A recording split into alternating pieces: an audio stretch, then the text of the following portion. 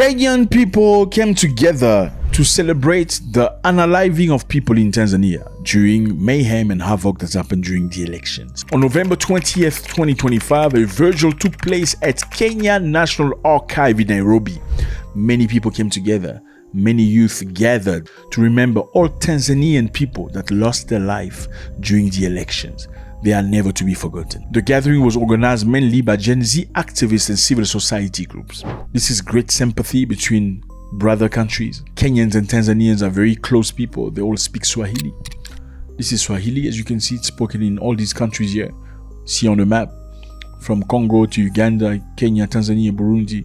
Very different twang, but they understand each other with a little bit of patience. So it's beautiful to see Gen Z, young people from Kenya, standing up together, going to celebrate the life and death of people in Tanzania that were fighting for justice. Participants lit candles, sang solemn songs, and displayed photos of Tanzanians' victims. This vigil was meant to show solidarity with Tanzanians who lost their life during the disputed October 29 elections in Tanzania, which were followed by a police crackdown on protesters. For context, Tanzania, you're on the map. Beautiful place, lovely people.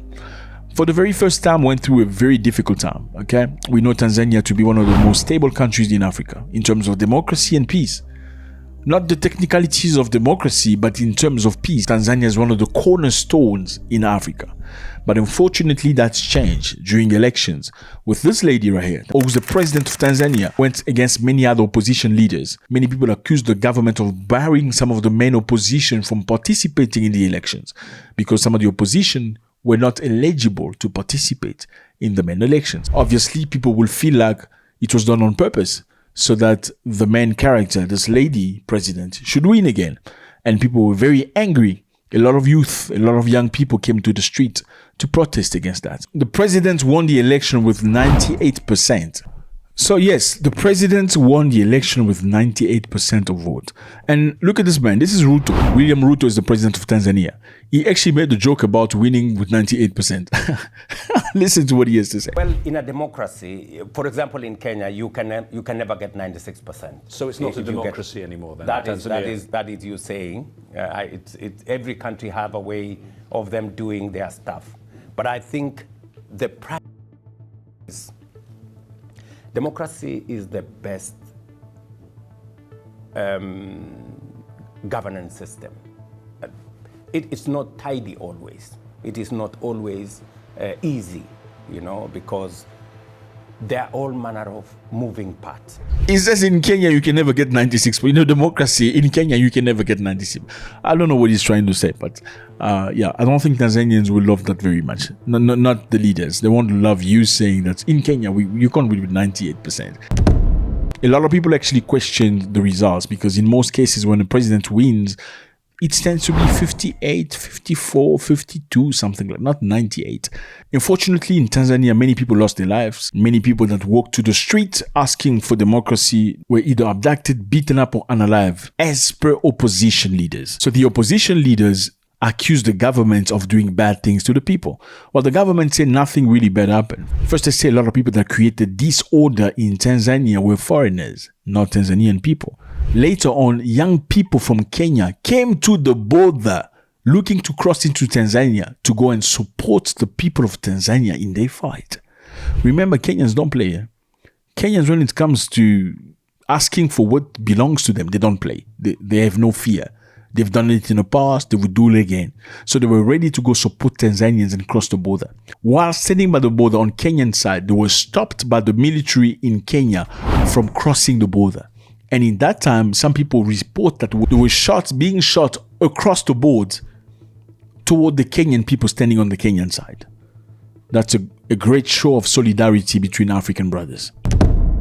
Now, unfortunately, many reports say that about 2,000 people were unalived in Tanzania, and that was reported by opposition groups. The government disputed that information, saying only about 3 people were unalived. Now, who's telling the truth? I want you to tell me, do you think it's about 2,000 or 3 people? You let me know how you feel about that. Human rights say that bodies were disposed of, thrown into many places. Some people said the bodies were thrown into the ocean, after the election. They threw bodies. They were hiding the bodies. That's what they say. I'm not saying they say it. Activist people say. I still want to go to Tanzania. In the Indian Ocean, and we hear some of them are being gathered in body bags and thrown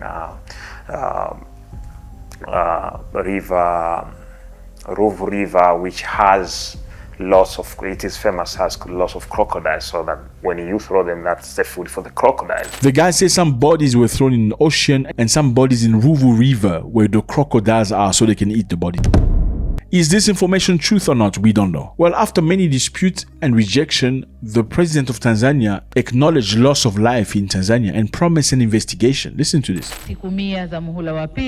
The government has promised that within 100 days we will begin constitutional reforms. We will continue taking steps to address the challenges of the Union. I will form a reconciliation commission to address the causes of these killings, and we will also establish a commission for dialogue so that together we can build and preserve our nation. And the opposition reject and object. They say, what kind of investigation are you going to do? Because the investigation team that you're putting together works for you. So they're not going to say anything against you. This is what they say. Listen to this. This commission is an instrument of the president, operating under her directives, and its report is subject to her discretion to publish or withhold. Therefore, it is not an independent body and cannot provide truthful and just findings in a situation where the government itself is the main accused party. Well, besides that, there have been a lot of accusations against the government. In November 2025, Tanzanian President Samia Suluhu appointed her daughter, Wanu Hadif Ahmed, as Deputy Minister of Education, Science and Technology, and also named her son-in-law, Mohamed Michera, as Minister of Health during post-election cabinet. So her daughter becomes Minister of Education, Science and Technology, and her son-in-law, Minister of Health. So many people feel like something. Do you think they deserve? If they deserve, they should be. Doesn't matter whether they are related or not. Well, a lot of people are accusing them of nepotism. Critics argue that placing close relative in high government position undermines democratic principles and raises question about fairness. My question is this: is it okay for a president to appoint their daughter at the high position or not? Didn't Donald Trump do it in the United States of America? Well, Trump did it. If Trump did it, then everybody else feels like it's okay to do it. I believe the president of the Democratic Republic of Congo has also appointed his daughter as an advisor or something. Is this nepotism or not? Now, it is reported that the daughter of the president was an MP. So she is an experienced politician, whether she's a daughter of the president or not. Does she deserve that opportunity? Should that opportunity not given to her simply because she's a daughter of the president? If not for her, what about the son-in-law who's also been appointed? Let me know how you feel about this. Tanzania is a beautiful place. It's an amazing country. We love it. We're still going to visit it. We're still going to be there. We just wish peace and order for these lovely people. God bless. My brother, by fire, by force, Africa is to come together. Ghana has announced it will send the military to Jamaica. No, not that kind of military. They're sending military to Jamaica to do what? To help with reconstruction after Hurricane Melissa. Congratulations. I always told you Ghanaian people are nice people. Ghanaian people are nice people. Ghana is amazing. Ghana, you have no freedom. If you've never been to Africa, you want to visit one country first, you can go to Ghana. Hands down. Tanzania, lovely place too, but Ghana, no doubt. So Ghana has announced it will send military engineers, not just people, military engineers to Jamaica at the end of the year to help with the reconstruction of the country after Hurricane Melissa. So what happens is very simple. Jamaica is right here. You can see the distance between Jamaica and Ghana. It's very far away, but the hearts are connected because it is said that a lot of people actually from Jamaica, their ancestry goes back to Ghana and the neighborhood. Okay, so the connection is very alive. Matter of fact, when you go to Ghana, you go to some of the markets in Ghana, and you go to Jamaica, they look very, very similar. Very similar. So what happened? Hurricane Melissa, this one here, struck Jamaica in October 2025. Big hurricane causing a lot of damage. widespread destruction, particularly in areas like Black River. It was bad. I always have my people in Jamaica, Wagwan Mi Boss, I see you. I had to call them to find out, make sure they're good. I was actually personally planning a trip to Jamaica at the end of the year, but unfortunately, we're going to have to wait for the next year. But it's beautiful to see a black country support other brothers somewhere else in the world. Well, the announcement was made by the president when? On the 80th anniversary of the Manchester Declaration. So the 5th Pan-African Congress.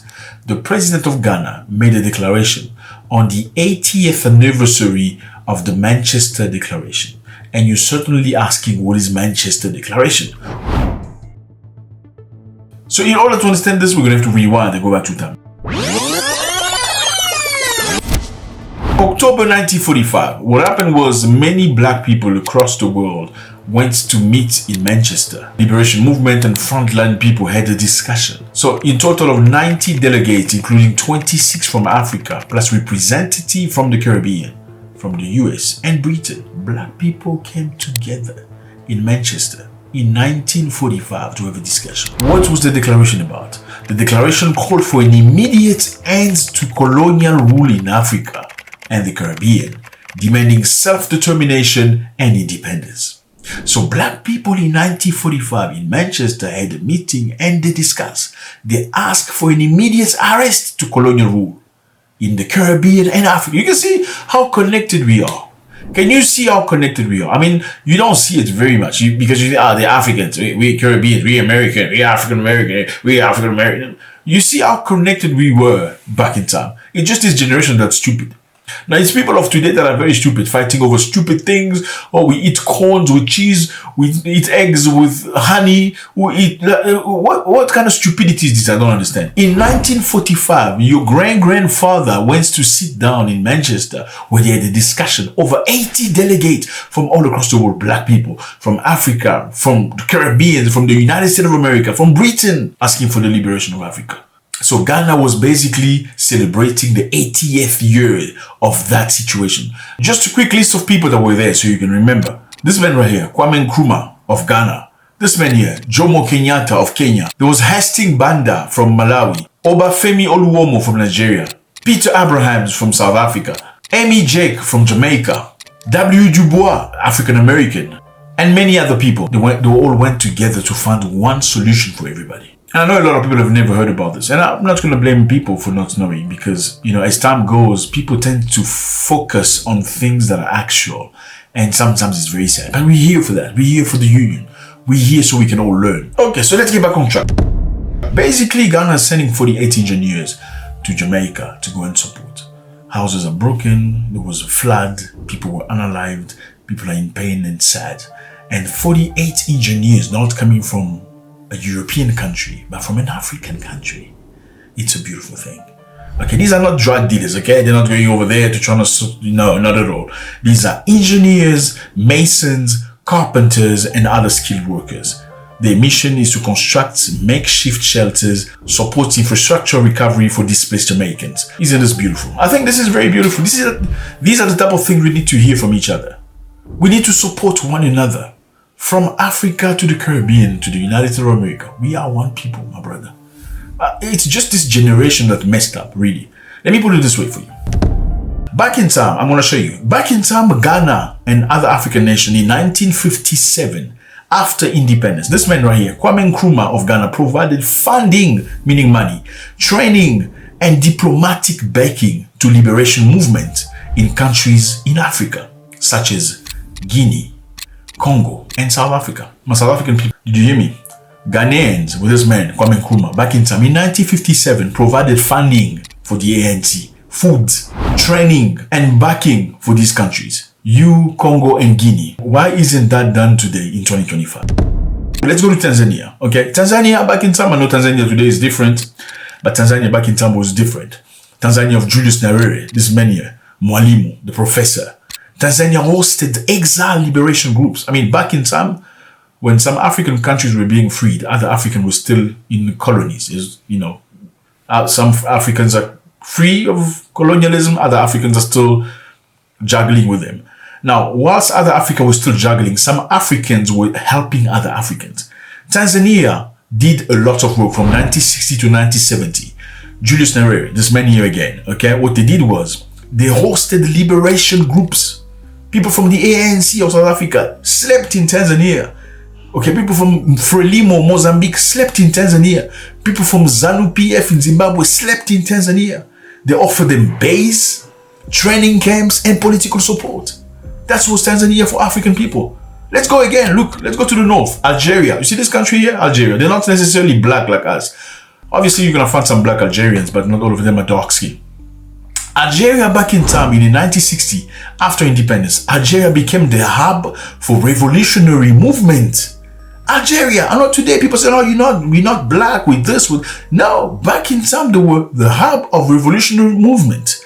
They were offering weapons, okay, guns, training, diplomatic recognition to groups fighting colonialism. Imagine giving diplomatic recognition to groups fighting colonialism in Angola, Mozambique, and South Africa. I think it's beautiful. Another instance of an African country helping another. Look at this country right here. It's called Zambia. Zambia is in a dire need of electricity right now for some reason. Zambia uses hydroelectric means, and currently the dam is quite dry because there's no rain. So they need the rain to have water so the turbines can turn and have electricity. And because of that, Zambia has to import electricity. From who? From Africans. Now Zambia is importing electricity from Mozambique, from Malawi. It's all going through Zimbabwe. So Zimbabwe is using its platform to transfer the electricity from Malawi and Zimbabwe to Zambia. That is the beautiful thing we want to see among Africans. The Ubuntu. Ubuntu is not just Africa. Ubuntu is black. Ubuntu is in Jamaica. Ubuntu in Trinidad. Ubuntu all over the world in America. This is what we want to see. In the meantime, Kenya sent military in Haiti. You know what happened? Yeah, Kenya sent military in Haiti to go fight Haitians who are fighting for themselves. Basically, you need to understand the history of Haiti to comprehend. Haiti has been segregated for the longest time. Haiti is the first free black nation in the world, and they did not like that. They freed themselves by fighting the colonialists. Haitians were taken from Africa by force, like most of the people, by the French. But their colonialism was brutal, bad. One day they came together, had a prayer as Haitian, and they stood against the colonialists in the island. You see the island of Haiti? They fought against the French. They destroyed the French. After they won that war, all of the countries of the West said, you know what? We're going to put you to the side. We're going to make sure we asphyxiate you and you're going to cry. And if you don't subdue yourself to us, we're going to come, all of us, and destroy you.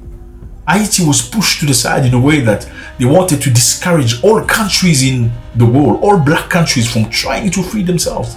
They wanted to make an example out of them. An example. And that's what it was. So nowadays, Haiti still goes through very difficult time. And Kenya sent soldiers to go fight the very same Haiti that are trying to free themselves. Let me put it this way for you. In Haiti, there's 12 families. 12 families that are the richest families. They control telecommunication, they control transportation, they control electricity, they control fuel, they control everything, food, you name it. They control it.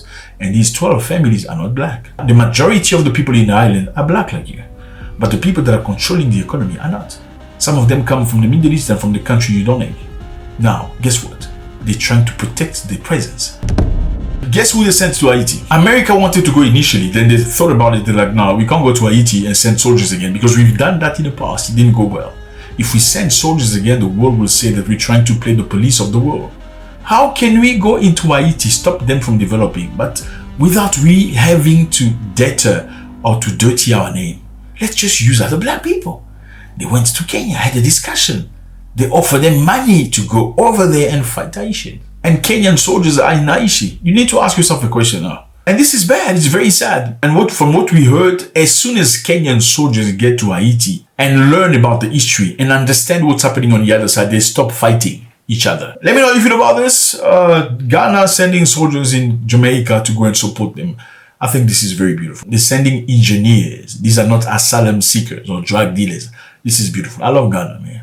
You gotta love Ghana. God bless. My people, just as we started thinking that Donald Trump actually is trying to find excuses to go into Nigeria so he can steal oil, lithium, rare earth, and other things, something like this happens. This is the church, okay? This is the church where Christians are praying, as you can see. All of a sudden, they hear gunshots outside, and people storm into the church, people that are Muslims, unaliving people like wildcat. This is very sad.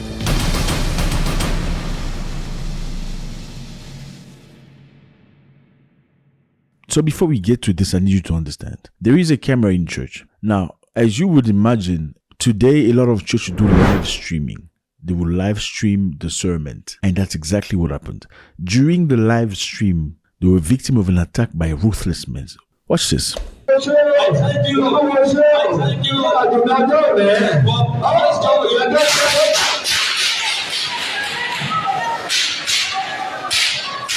Look at this lady. Let me pause right there. Look at the lady here in white. Okay, white and green. She's an old woman. She's an old woman. Look at this. Let's go. She can barely run. Oh my God. Look at this other one. Look at old woman here with blue. Look. Whose mama is this one?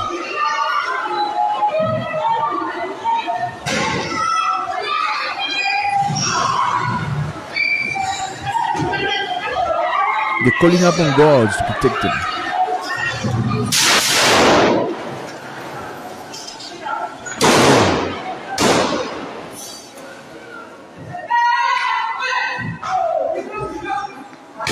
The lady's left by herself.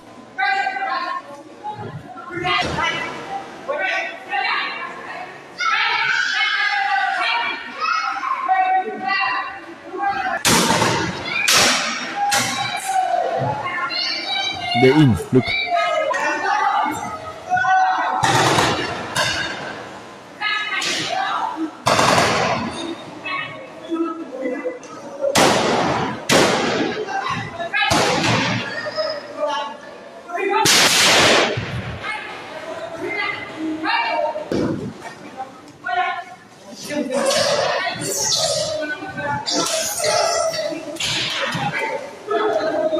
You can see one of the guys on the left, one of the killers on the right.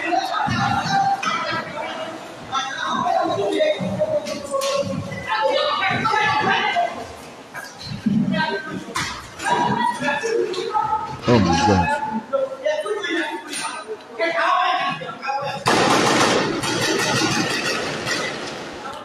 So the authorities of Nigeria initially called it a robbery. Absolute nonsense. Yeah, they initially called this a robbery. Then they changed very rapidly, saying, oh, no, we apologize, it wasn't a robbery. So they were already thinking about something that's absolutely not the truth. Remember, they said there's no genocide of Christians in Nigeria. Now you are told something is happening right now. They're shooting people. Oh, no, it's a robbery, without investigating. But because there's live stream video, okay, the proof is clear. No, we apologize, it wasn't a robbery. Had there been no live stream video, do you think they would have apologized saying it's not a robbery? Let me ask you. Have there been no live stream video? Do you believe that they would have apologized saying no, it actually was not a robbery? Now, let me give you context for those of you that are very new here. A couple of days ago, Trump came straight saying if Nigeria doesn't do anything to go and resolve the issue with terrorists in the country that are unaliving Christians every single day, the United States of America will come into Nigeria, gun a-blazing, to find a solution to that. Trump said we're going to go and attack the terrorists. Christianity is facing an existential threat in Nigeria. Thousands and thousands of Christians are being killed. Radical Islamists are responsible for this mass slaughter. I am hereby making Nigeria a country of particular concern. That's a legal definition. He never said we're going to destroy the Nigerian government or Nigerian army. Trump never said we're going to go and destroy the establishment of Nigeria's structure. We are going to find a solution to the Christian people that are being killed every single day, since the government is not doing anything. People woke up in arms, very angry at Donald Trump, saying that he's a bad man. Trump just wanted to steal from Nigeria. His objective is to go and steal the oil, steal the lithium, steal the rare earth that Nigeria possesses. And they're trying to find any sort of excuses to come into the country. And that was after this pastor right here made a video showing the bodies of Christians that are being buried after they said that they were lying. There was no genocide of Christians happening in Nigeria. Nigerian government came out openly and denied there is no massacre, there is no genocide of Christians in Nigeria. And look at it today. Is there any Muslim here? United Nations, I know you're watching me. American Senate, you are watching what I'm doing, I'm saying here. Special advisor to Trump.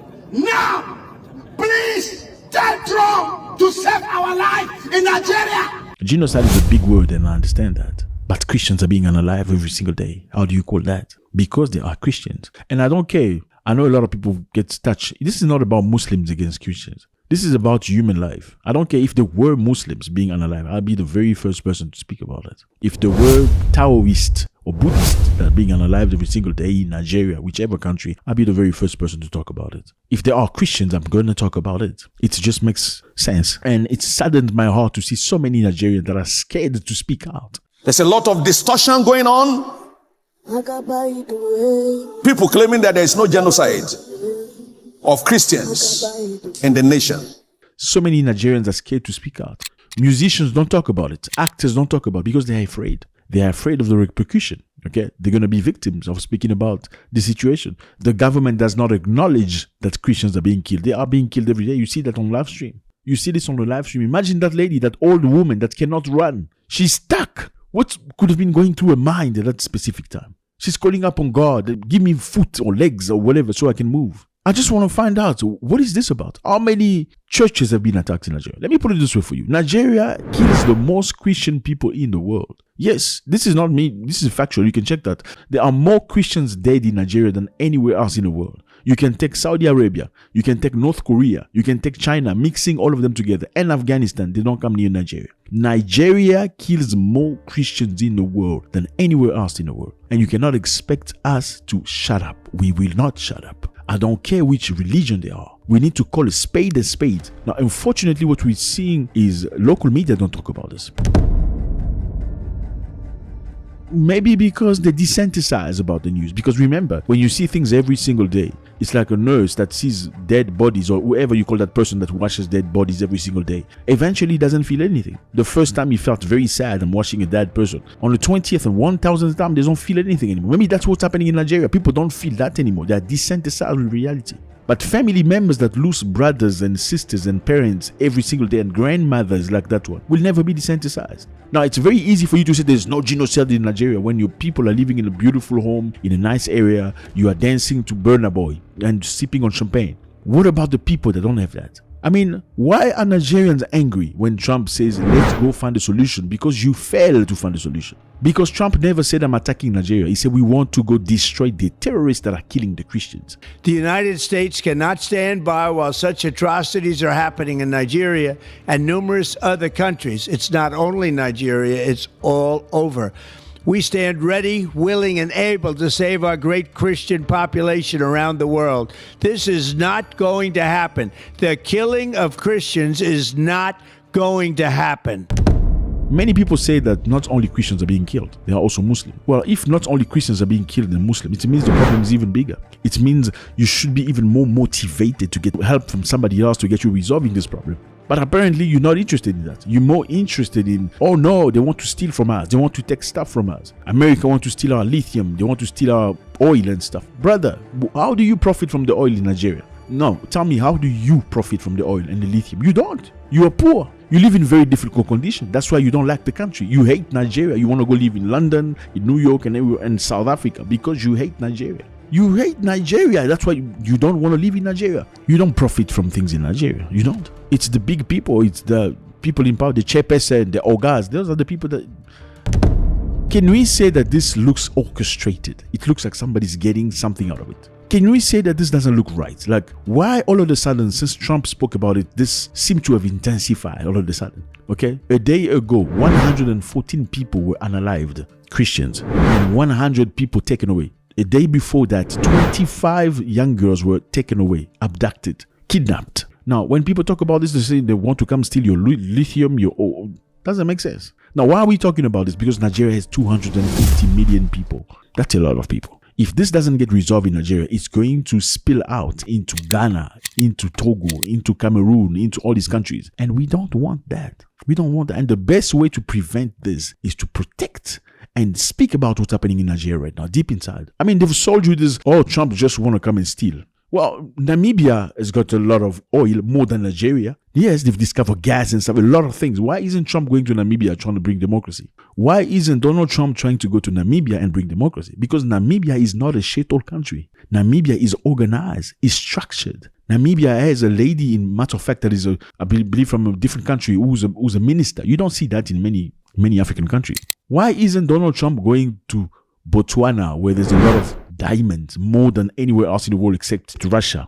Botswana has diamonds more than anywhere else in the world except Russia. Why isn't Donald Trump going there to go steal the diamond and bring democracy? Because Botswana is not a shithole country. Now, if you give people reasons to come to your country and bring order, they will bring order in your country. What do we say about these people that are being unalived? In your eyes, you can see it's live stream. You can't deny this anymore. The government tried to deny this, saying it was an armed robbery. Nicki Minaj spoke about this. This is her. It is an honor to stand on this stage with you and the other distinguished speakers here today to shine a spotlight on the deadly threat faced by thousands of Christians in Nigeria. I would like to thank President Trump for prioritizing this issue and for his leadership on the global stage in calling for urgent action to defend Christians in Nigeria, to combat extremism, and to bring a stop to violence against those who simply want to exercise their natural right to freedom of religion or belief.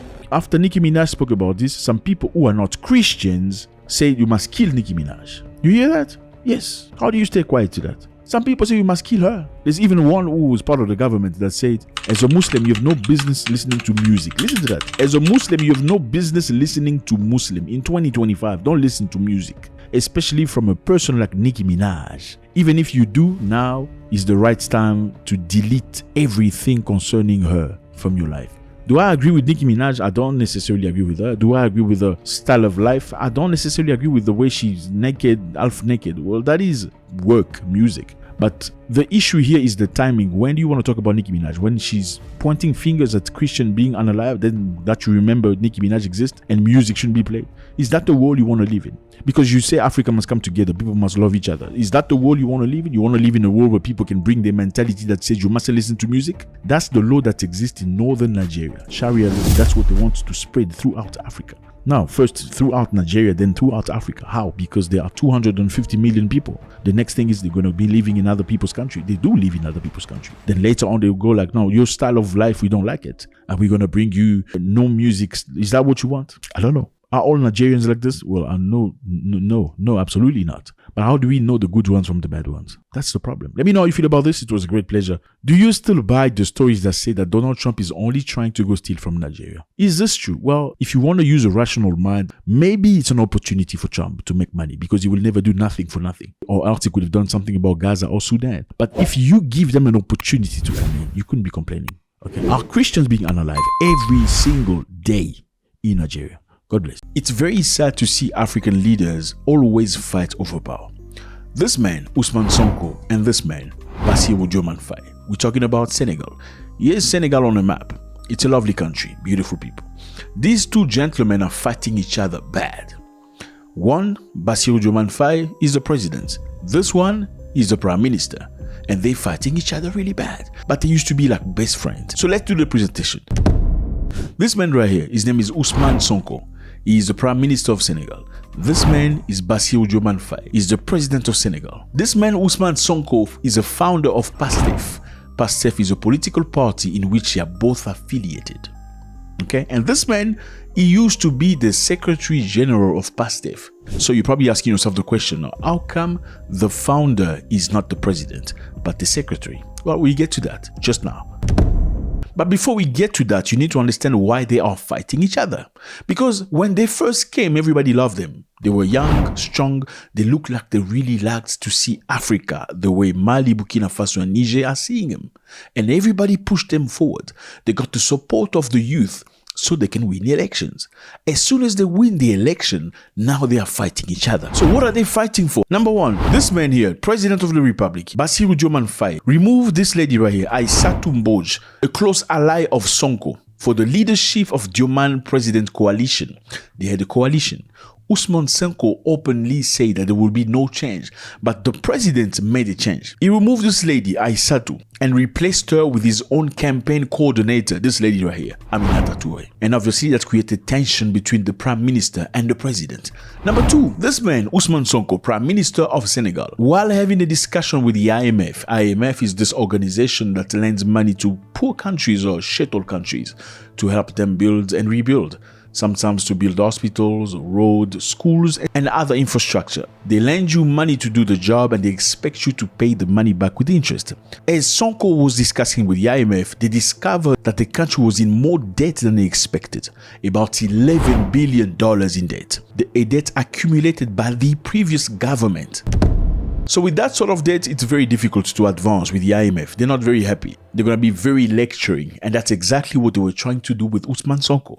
They said to him, we can't move forward. We need to do restructuring of your economy and your debt. So restructuring, basically, it's not a very good sign, okay? It sends a message out there saying that the country is in danger. The country is on the verge of bankruptcy. Ousmane Sonko, this man right here, refused to accept the proposal. He did not want restructuring of the country. He said we can repay the debt as it is.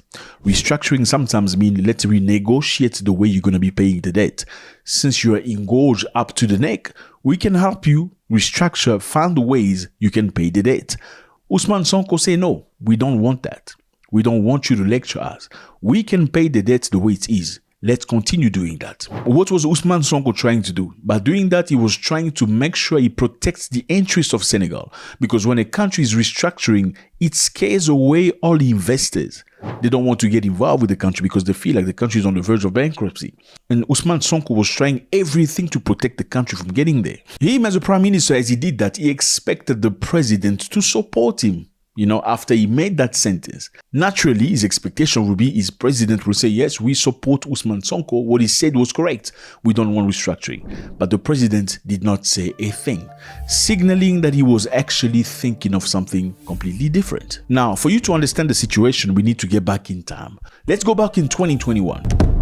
2021, Ousmane Sonko, very strong man, young man from Senegal, a lot of reputation. Everybody thinks he's probably going to be a president. Very charismatic, young, with the support of the youth. He was on his way to become the president of the republic. Back in time, this man Mwekassa was president. He couldn't be re-elected as president, but he wanted another person from his political party to be elected. Now, how do you get somebody to win against Sonko, who is very reputable? Well, you must find something. What did they find? Well, shortly after, Ousmane Sonko went to a massage parlor to get treated. The lady at the massage parlor laid rape charges against him and death threat.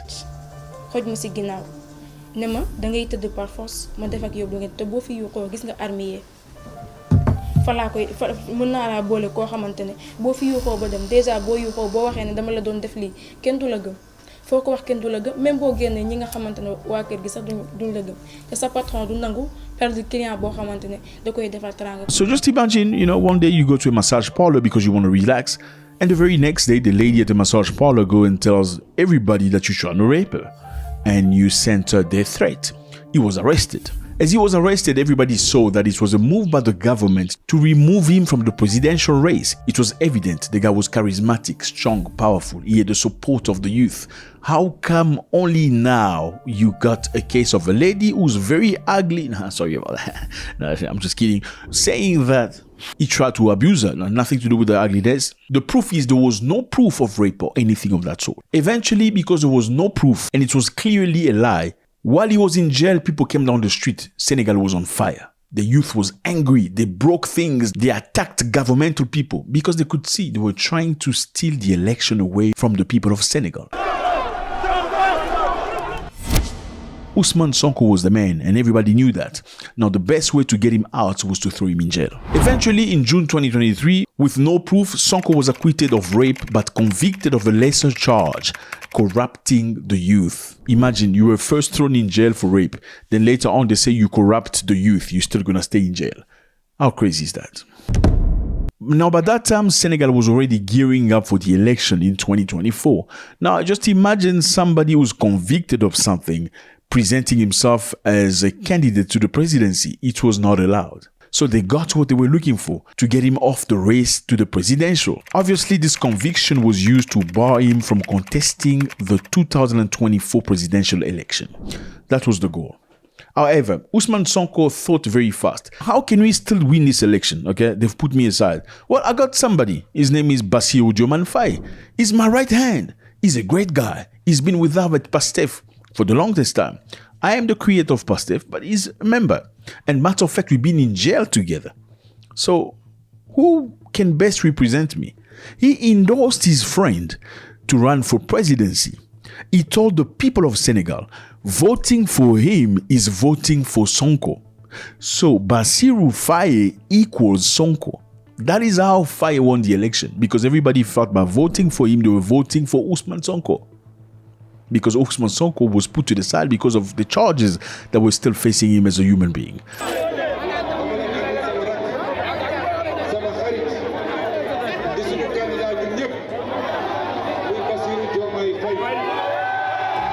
Faye becomes president. Ousmane Sonko was very adamant when it came to France and their policies in Senegal.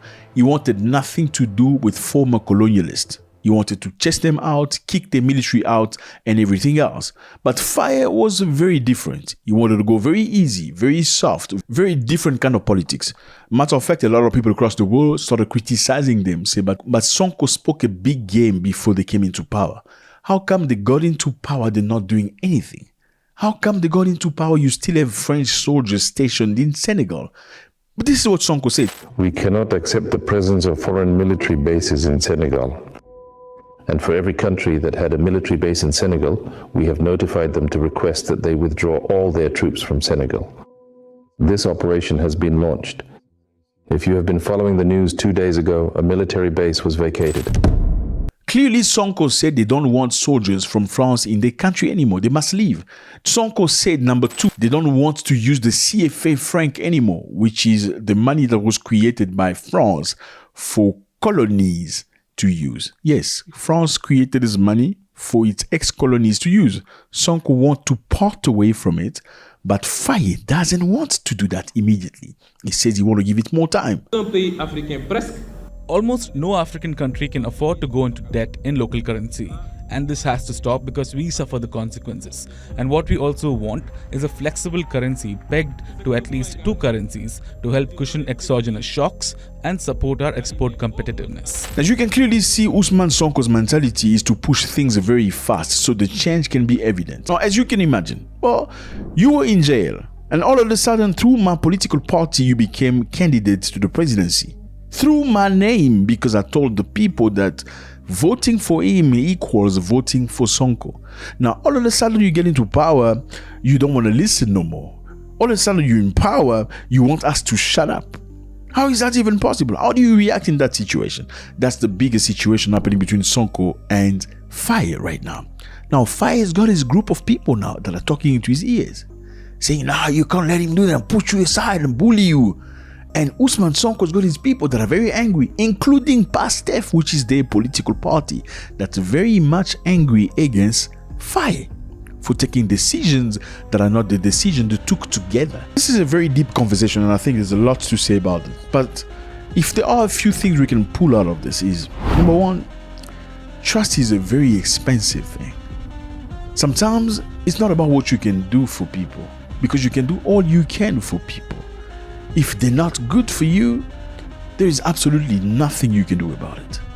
Number two, friendship, is it really forever? How do you know that? Or do they actually have a date of expiry? Perhaps in some instances. How do you know when a friendship is real? You don't know, my friend, unfortunately. Especially if you've been in jail with somebody, you've slept in conditions that are very difficult together. You tend to gravitate toward those people because you've shared so much pain and misery.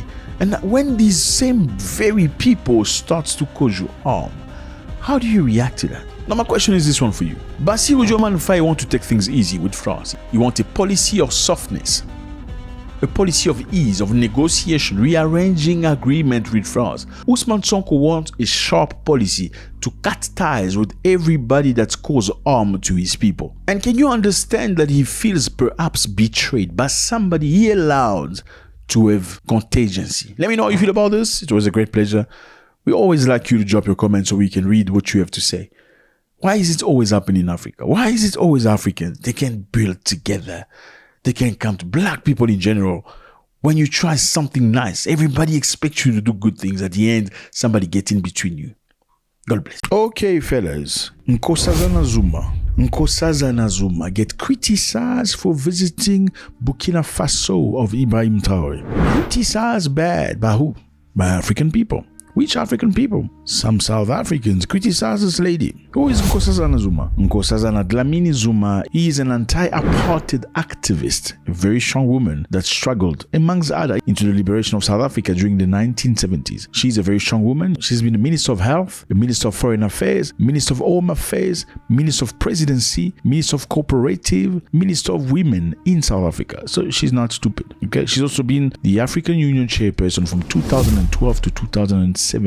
She's not stupid. She's also the ex-wife of the former president of South Africa, this man right here, Jacob Zuma. Now you get the picture. So it's interesting to hear what she has to say. Her going to visit Burkina Faso has been a reason for some people to criticize her, saying, why are you going to visit the junta? Why are you going to visit that government? They were not democratically elected. Listen to what she had to say. Let's go. Let me talk about Burkina Faso too, because I've been there recently, this year. You need to pay attention. This woman is influential. This is very important because the message is very strong. Let's go. And I'm going there end of this month again.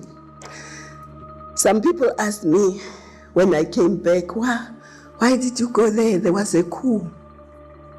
So I said, yes, I wasn't there on the day of the coup. I didn't go to Burkina Faso on the day of the coup. But I was invited.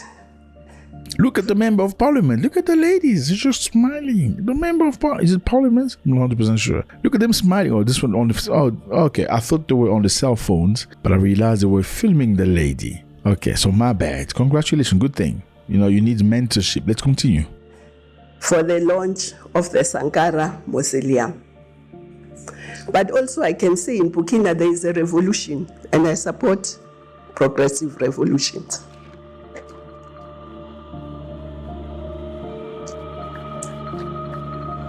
And Sankara was a progressive leader of our continent who was assassinated. He supported women, he supported unity of the African continent, he supported countries feeding themselves, producing their own food. Have you heard of Thomas Sankara? Great man. Before Ibrahim Traoré, there was Thomas Sankara in Burkina Faso. He was doing the exact same thing Ibrahim Traoré is trying to replicate right now. Actually, Traoré is trying to copy Sankara. If you want to know about Sankara, you need to watch one of our old videos or do some research, find out about who this person is. Let's continue. Food. And they were launching his mausoleum. But also I can see what they are doing. For me, good governance is about whether you respond to the needs of your population. It's not about anything else. Do you respond to the needs of your population? Okay, it's not about you coming with your democracy from the West. It's about responding to the need of the population. Let's go. Are you spending the resources of the country for the benefit of your population? If you are, that's good governance. If you are not, for me, that's not good governance. Nobody is going to come and develop our continent for us. If we don't do it, it won't develop. You see the charisma of this lady? I mean, look at this lady. Look at her. Look at her. Look at the charisma. Look how dressed she is. Yellow and black and some reddish. Africa. And she's got charisma. She's speaking intellectually. Do you realize that Africans back in time were smarter as young people compared to Africans nowadays? Yes, like Mama Winnie Mandela, this lady right here. At 18 years old, she was already leading people in a neighborhood about revolution. She was educated and strong. Now look at the average 18-year-old today. On Twitter, on TikTok, scrolling and playing the slay queen. Let's continue with this mama. That's beautiful. We can't sit and be waiting for some people from across the oceans to come and do it for us. It's not going to happen. And also, we must decolonize our minds and believe in ourselves. Steve Biko, our first president of SASU, said, and I quote, "The most potent weapon in the hands of the oppressor is the mind of the oppressed." Wow. Because if your mind is decolonized, they don't need to come physically. You are already in prison. Wow. So let's decolonize our minds. And decolonizing our minds means taking charge of our economies. Why aren't we say Africa is rich in all this? The president was mentioning all the things we are rich in. The 60% of available arable land globally is on this continent. Imagine. But this continent imports food. We have sunshine. Whole year. More than 300 days a year. Wow. We have water. We have a big population, more than 1.4 billion. Why can't we feed ourselves? How? Zhuang. Who will respect us if we can't feed ourselves? Thomas Sankara said, "Who feeds you controls you." Kanjani. Who feeds you controls you, Thomas Sankara. So, we must grow our food. We must process our natural resources. Some people boast of importing furniture. They boast, "My furniture is imported from there. Why? We have so much wood. Why do you import furniture? We have people, we have wood. There's no need. We grow cotton. Only 90% of our cotton is exported raw. Why? Imagine. But we import fabric. And I'm glad Ghana and Cote d'Ivoire are starting to make chocolate, because we sell cocoa beans, we get 8 billion around there. But the chocolate industry is more than 100 billion. Ghana and Cote d'Ivoire are the biggest producer of cocoa. This is what you need. You see this? This is what you need to make chocolate. Chocolate doesn't come from anywhere. It comes from this plant. Ghana and Cote d'Ivoire. Look at the map. These are the countries that produce the most in the world. I think God just went like, that place, that place must produce chocolate. Now, she says the amount of money Ghana and Cote d'Ivoire get from exporting cocoa is minuscule compared to the chocolate industry. Why doesn't Ghana and Cote d'Ivoire produce chocolate? So let's take charge of our economies. Let's beneficiate our minerals. Why are we sending these minerals raw? Sending minerals raw is exploiting jobs. Exactly. High-paying jobs. We remain with the mining jobs. But the high-paying jobs are exported to where the minerals will be beneficiated. And exporting something raw, you are exporting revenue. Because by the time it comes back to you as finished goods, it's probably 10 times or more expensive. But if you process it in Africa, you create jobs and opportunity for a lot more people. Let's go.